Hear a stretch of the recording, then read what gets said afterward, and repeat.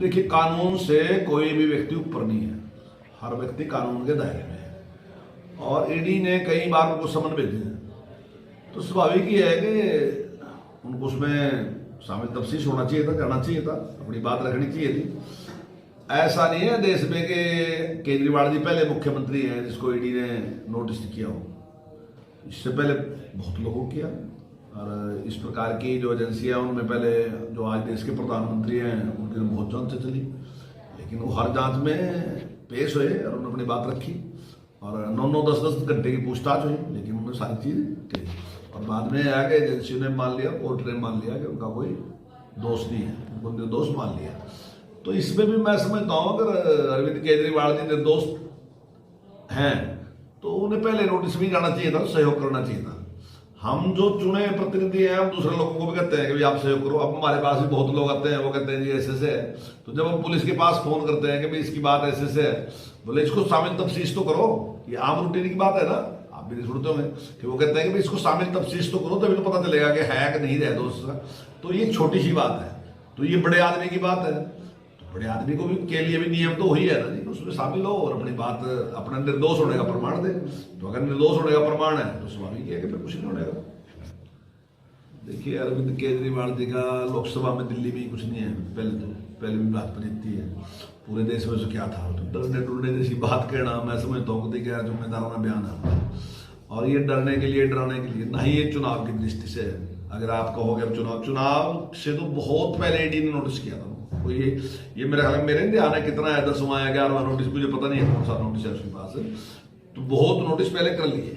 ये तो चुनाव से पहले की बात है, लेकिन वो पेश नहीं रहे। तो एक मुख्यमंत्री के रूप में ईडी करके इंतजार करते रही कि भाई मुख्यमंत्री है। मेरे ख्याल का दूसरा अगर आदमी होता तो शायद ईडी इतना इंतजार ना करती है कि नोटिस करती, दूसरे पर अरेस्ट करती, क्योंकि मुख्यमंत्री था इस करके उसको ज्यादा छूट दी गई कि भाई हो सकता है उसके पास टाइम ना हो, जिस टाइम टाइम हो। लेकिन ऐसा तो नहीं कि आपके पास ये कहोगे मेरे पास तो टाइम बिल्कुल है ही नहीं इसलिए क्योंकि मेरे पास टाइम नहीं, इसलिए आप मेरे खिलाफ कार्रवाई ना करोगे, तो उचित बात नहीं है ना। देखिए, कानून से कोई भी व्यक्ति ऊपर नहीं है। हर व्यक्ति कानून के दायरे में है और ईडी ने कई बार उनको समन भेजे हैं, तो स्वाभाविक ही है कि उनको उसमें शामिल तफ्तीश होना चाहिए था, जाना चाहिए था, अपनी बात रखनी चाहिए थी। ऐसा नहीं है देश में कि केजरीवाल जी पहले मुख्यमंत्री हैं जिसको ईडी ने नोटिस किया हो। इससे पहले बहुत लोगों को किया और इस प्रकार की जो एजेंसियां उनमें पहले जो आज देश के प्रधानमंत्री हैं उनकी बहुत जांच चली, लेकिन वो हर जांच में पेश हुए और उन्होंने अपनी बात रखी और 9-9, 10-10 घंटे की पूछताछ हुई, लेकिन उन्होंने सारी चीज़ की और बाद में आगे एजेंसियों ने मान लिया, कोर्ट ने मान लिया कि उनका कोई दोष नहीं है, उनको निर्दोष मान लिया। तो इसमें भी मैं समझता हूँ अगर अरविंद केजरीवाल जी निर्दोष हैं तो उन्हें पहले नोटिस भी जाना चाहिए था, सहयोग करना चाहिए था। हम जो चुने प्रतिनिधि हैं, हम दूसरे लोगों को भी कहते हैं कि भाई आप सहयोग करो। अब हमारे पास भी बहुत लोग आते हैं, वो कहते हैं जी ऐसे से है, तो जब हम पुलिस के पास फोन करते हैं कि भाई इसकी बात ऐसे से है, बोले इसको शामिल तफ्तीश तो करो, ये आम रूटीन की बात है ना, आप भी नहीं सुनते होंगे कि वो कहते हैं कि भाई इसको शामिल तफ्तीश तो करो, तभी तो पता चलेगा कि है कि नहीं है दोस्त। तो ये छोटी सी बात है, तो ये बड़े आदमी की बात है, बड़े आदमी को भी के लिए भी नियम तो वही है ना जी, उसमें शामिल हो और अपनी बात, अपना निर्दोष होने का प्रमाण दे। तो अगर निर्दोष होने का प्रमाण है तो स्वाभाविक है कि फिर कुछ नहीं होने का।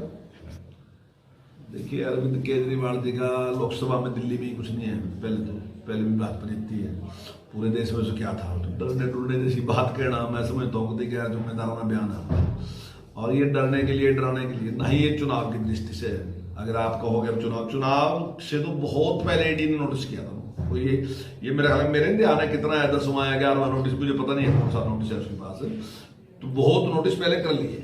ये तो चुनाव से पहले की बात है, लेकिन वो पेश नहीं रहे। तो एक मुख्यमंत्री के रूप में ईडी करके इंतजार करते रही कि भाई मुख्यमंत्री है। मेरे ख्याल का दूसरा अगर आदमी होता तो शायद ईडी इतना इंतजार ना करती है कि नोटिस करती, दूसरे पर अरेस्ट करती, क्योंकि मुख्यमंत्री था इस करके उसको ज्यादा छूट दी गई कि भाई हो सकता है उसके पास टाइम ना हो, जिस टाइम टाइम हो।